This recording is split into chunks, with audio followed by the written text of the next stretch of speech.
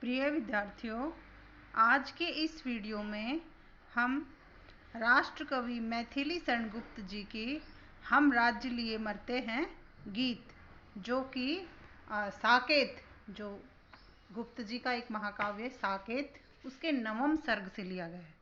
और साकेत वैसे तो राम की ही कथा है, लेकिन उसमें पहली बार उर्मिला का जो चरित्र है उसको इस काव्य में त्यागमयी नारी के रूप में चित्रित किया है। यानी गुप्त जी ने जो उपेक्षित नारी पात्र हैं, साहित्य में जो उपेक्षित नारी पात्र रह गए, उनके बारे में गुप्त जी ने बड़ा ही इस तरह से कह सकते हैं कि हृदय स्पर्शी जो चित्रण है वो गुप्त जी ने किया। जैसे साकेत में उन्होंने उर्मिला का त्यागमयी नारी के रूप में चित्रण किया। इसी के साथ साथ उन्होंने कैकेयी को भी इसमें स्थान दिया।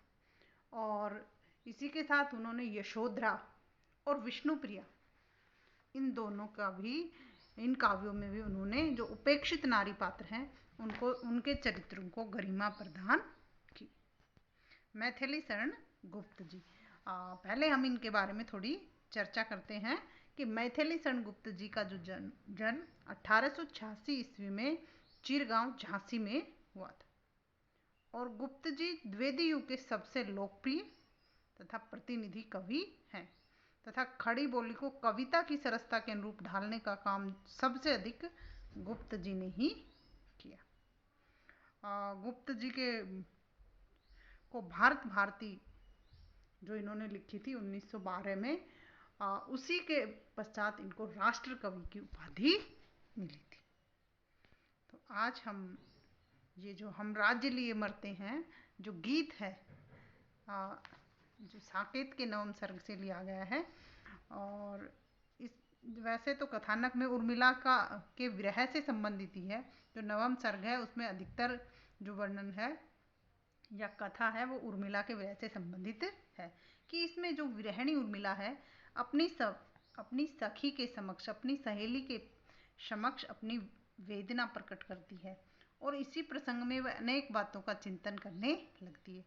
कभी कभी वो युद्ध विधा की मीमांसा करने लगती है, कभी राज्य व्यवस्था में प्रजा के अधिकार की बातें करने लगती है, कभी सत्याग्रह की बातें करती है, कभी विश्व बंधुत्व की, कभी जन भावनाओं का चिंतन करती है, तो कभी वह किसानों एवं श्रमजीवियों के प्रति सहानुभूति व्यक्त करती है। तो यह जो गीत है वह किसानों की श्रम निष्ठा से संबंध में सोचती हुई, इस गीत में किस तरह से उर्मिला किसानों की श्रम निष्ठता और उनकी त्याग भावना, उनके सरल व्यवहार का किस तरह से इस गीत में चित्रण करती है। और इसी दृष्टि से यह गीत अति संवेदना में बन जाता है। और इस गीत में जो चिंतनशील भावनाएं उर्मिला की, उनको मानवीय धरातल पर निरूपित किया गया है कि कृषक किस तरह से संपन्न, वो कृषक को राजाओं से भी अधिक संपन्न मानती है, कि हम राज्य लिए मरते हैं। किस तरह से उर्मिला कहती है कि हम किस तरह से सब कुछ साधन संपन्न होते हुए भी और राज्य के लिए किस तरह से मरते हैं, कि राज्य के लिए ही किस तरह से कैकेयी ने अपने वचन को मांगा, और उन एक वचन के मांगने के लिए, राज्य के लिए, राज्य सिंहासन के लिए, और किस तरह से उस घर में जहाँ राज्य अभिषेक होने वाला था और वहाँ किस तरह से गम का माहौल हो जाता है। श्री राम जी को वनवास मिलता है और दशरथ का प्राणांत हो जाता है। तो किस तरह से राज्य के लिए जो उर्मिला है वो किस तरह से अपनी सखी से कहती है कि हम सब तो किस तरह से राज्य के लिए मरते हैं, लेकिन जो सच्चा जो राज्य है वो कौन करते हैं, कृषक करते हैं। तो किस तरह से वो किसानों के सरल व्यवहार की और उनके जो श्रमनिष्ठता का व्यवहार है उनकी प्रशंसा करती है। तो आगे हम उस गीत को पढ़ते हैं। हम राज्य लिए मरते हैं, सच्चा राज्य परंतु हमारे कृषक ही करते हैं। जिनके खेतों में अन्न है, कौन अधिक उनसे संपन्न। पत्नी सहित विचरते हैं वे, भव वैभव भरते हैं। हम राज्य लिए मरते हैं। वे गोधन के धनी उदार, उनको सुलभ सुधा की धार। सहनशीलता के आगर वे श्रम सागर तरते हैं। हम राज्य लिए मरते हैं। यदि वे करे उचित है गर्व, यदि वे करे उचित है गर्व, बात बात में उत्सव पर्व। हमसे प्रहरी रक्षक जिनके, वे किससे डरते हैं, हम राज्य लिए मरते। करके मीन मेघ सब ओर, किया करे बुद्धवाद कठोर। शाखामयी बुद्धि तज कर वे, मूल धर्म धरते हैं, हम राज्य लिए मरते। होते कहीं वही हम लोग, होते कहीं वही हम लोग, कौन भोगता फिर ये भोग। उन्हीं अन्नदाताओं के सुख, आज दुख हरते हैं, हम राज्य लिए मरते। तो किस तरह से उर्मिला जो है वो किसानों की बारे में सुंदर चित्रण करती है। किस तरह से अपनी सखी से उर्मिला और किसानों का वर्णन करती है कि किसान किस तरह से, जैसे उर्मिला अपनी सखी से कहती है कि हम राज्य लिए मरते हैं, कि हम राज्य परिवार के लोग राज्य प्राप्ति के लिए किस तरह से आपस में लड़ते मरते रहते हैं और राज्य सुख पाने की प्रबल लालसा रखते हैं। हम जो राज परिवार के लोग हैं, उर्मिला अपनी सखी से कहती है कि हम राज्य लिए मरते हैं, कि हम राज परिवार के लोग और राज्य की प्राप्ति के लिए आपस में किस तरह से लड़ते मरते हैं और राज्य सुख पाने की प्रबल लालसा रखते हैं। परंतु सच्चा सुख या सच्चा राज्य कौन करते हैं, सच्चा राज्य परंतु हमारे कृषक किसान ही करते हैं। लेकिन सच्चा राज्य तो कौन करते हैं, हमारे किसान करते हैं। कैसे करते हैं वो, जिनके खेतों में अन्न है, कि उन किसानों के खेतों में खूब अन्न उपजता है, ऐसे किसानों से कौन अधिक उनसे संपन्न, तो उनसे अधिक संपन्न कौन है। क्योंकि मनुष्य की जो मूलभूत आवश्यकताएं हैं उनमें अनाज जो है, रोटी है, वो सबसे पहले आती है और किसान उस अनाज को उपजाते हैं और अनाज उपजाकर और वो इस संसार के सभी मनुष्यों के का भरण पोषण करते हैं, उनके पेट भरने के लिए अन्न पैदा करते हैं, तो वो सबसे अधिक संपन्न है। जिनके खेतों में अन्न है, किसानों के खेतों में अन्न उपजता है और वो अन्न ही उनके लिए क्या है, सोना है।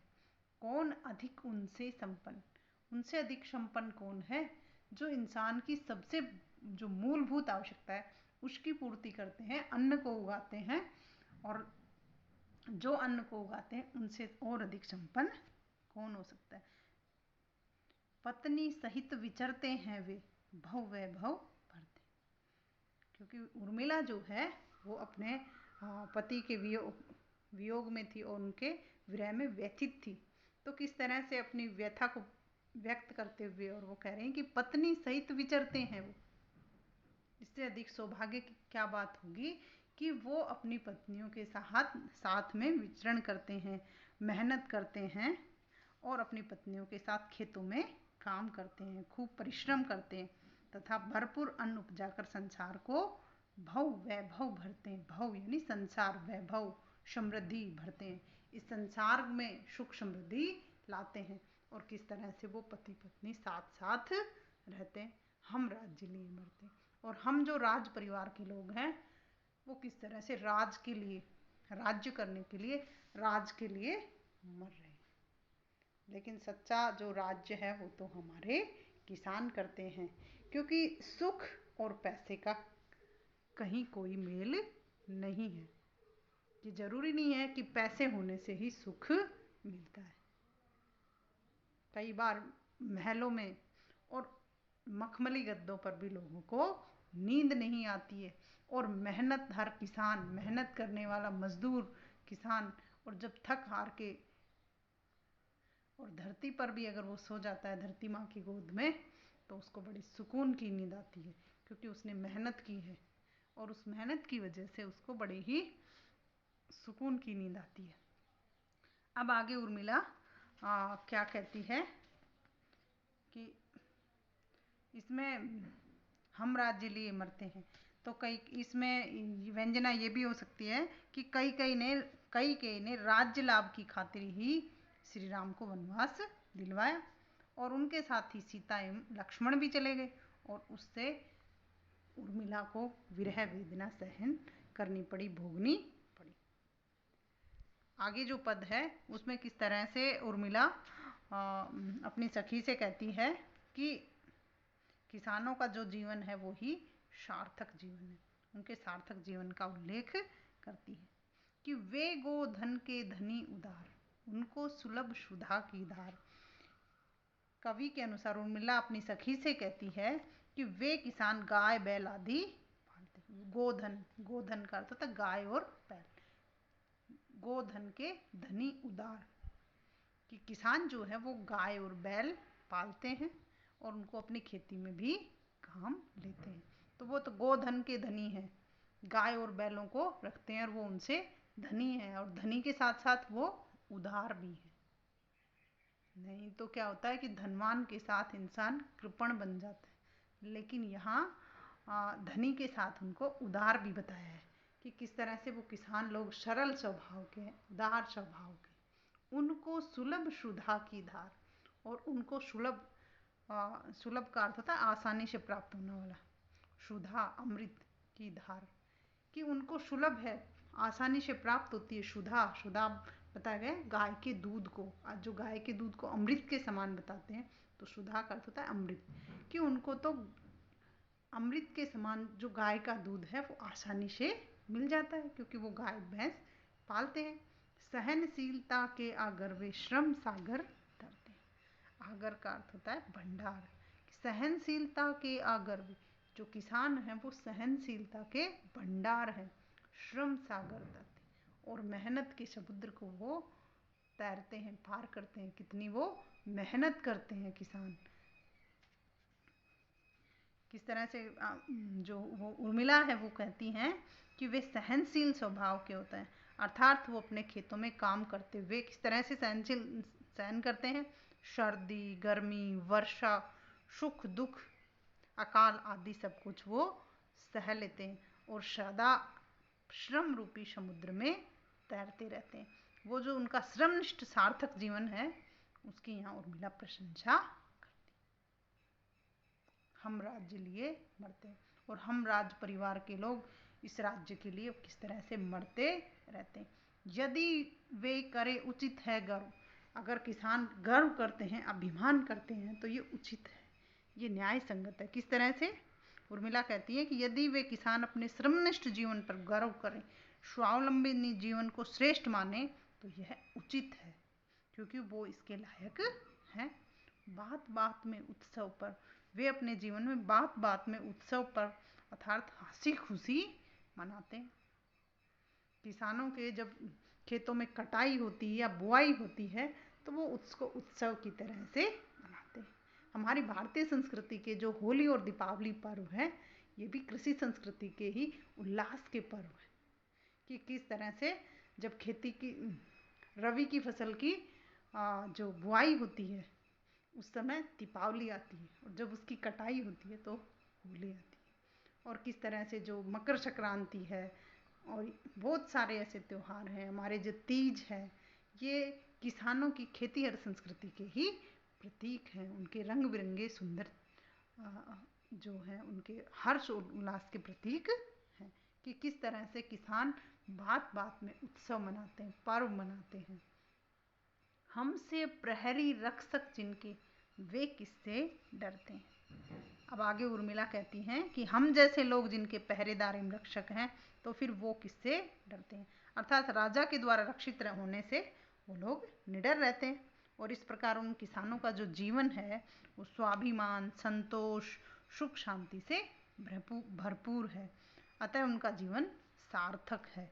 जबकि हम लोग तो राज्य प्राप्ति के लिए ही क्या करते हैं, चिंता में रहते हैं, द्वेष में रहते हैं, चिंता और द्वेष से ग्रस्त रहते हैं। हम उस राजमहल में रहकर भी सुखी नहीं है। और वो किसान लोग किस तरह से खेतों में काम करते हैं, लेकिन वो अपने परिवार के साथ रहते हैं और सुख से रहते हैं, तो उनका जीवन सार्थक है। हम महलों में रहकर भी और किस तरह से दुखी हो रहे हैं। किस लिए दुखी हो रहे हैं, राज्य लालसा की वजह से। आगे उर्मिला कहती हैं, करके मीन मेघ सब और, किया करे बुधवाद कठोर।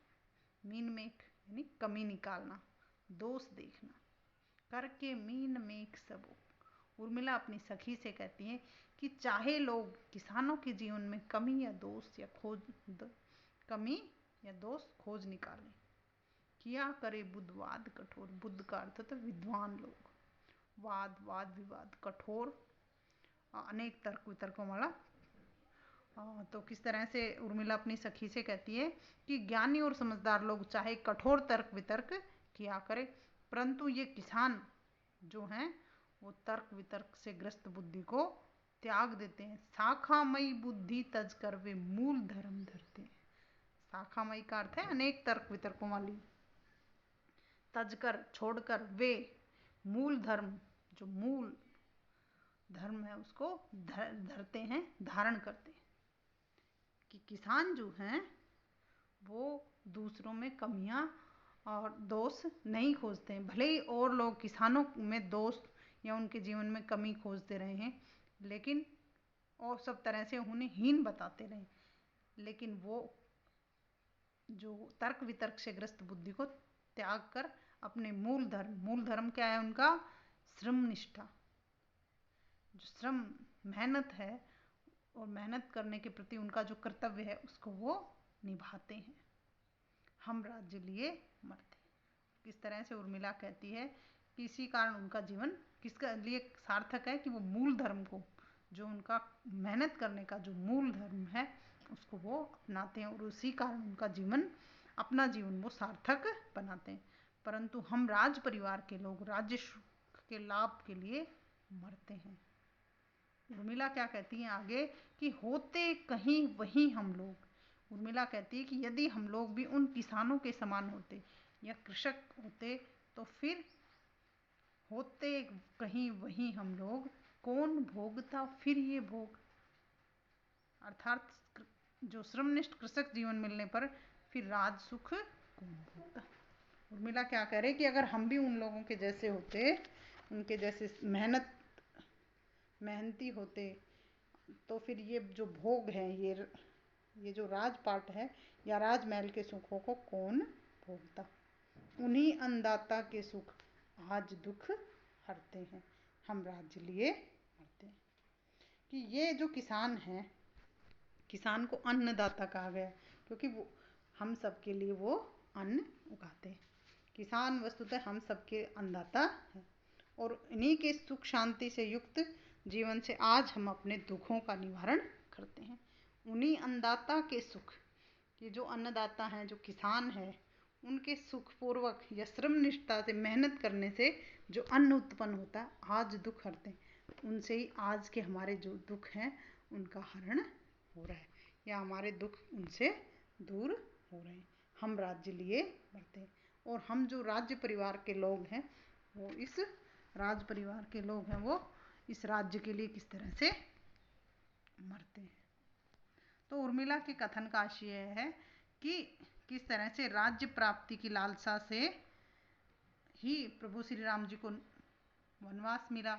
इसी कारण से राजमहल में भी रहकर और विरह व्यथा भोगनी पड़ी उर्मिला को और इसी कारण महाराज दशरथ का प्राणांत हुआ। अतः ऐसे सुख, जो राज्य सुख की लालसा को धिक्कार करती है, कि ऐसे राज्य सुख, उर्मिला अपने सखी से कहती है कि धिक्कार है ऐसे राज्य सुख पर जिसकी वजह से इस तरह से मेरे ससुर की जीवन लीला ही खत्म हो गई और किस तरह से श्री राम जी को वनवास मिला।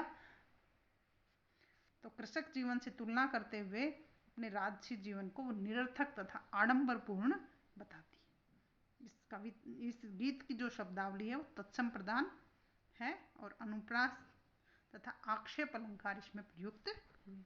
धन्यवाद।